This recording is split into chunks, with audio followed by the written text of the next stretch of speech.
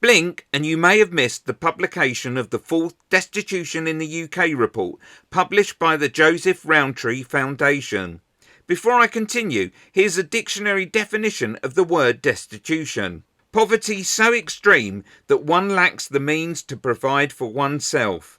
I'm used to people talking about living below the breadline, or the cost of living crisis, or people living in poverty, but the introduction of the word destitution marks a new low in the country's gradual slide towards haves and have-nots. Back to the Joseph Rowntree Foundation, and here's what they say. There's been a shameful increase in the level of destitution in the UK, with a growing number of people struggling to afford to meet their most basic physical needs to stay warm, dry, clean and fed. This has deep and profound impacts on health, mental health and people's prospects. It also puts strain on already overstretched services. Here on a Channel 4 report, we hear the impacts of living with next to nothing. That was for September. Paul receives £843 a month on universal credit. He's due to get more on health grounds. But right now, he's reeling from a recent hike in rent, now costing £620 a month, leaving him, after paying bills and insurance, with On average £30 for the month.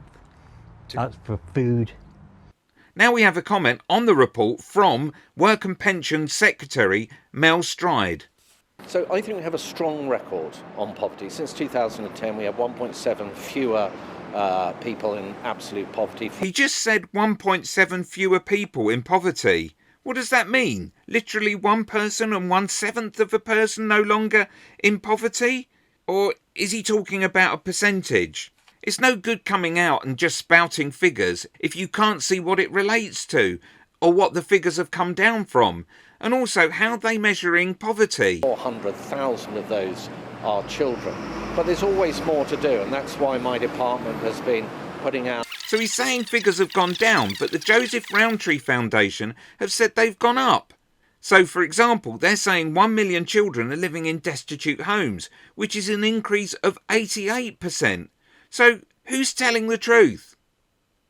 Click here for an explanation on inflation for Mel Stride.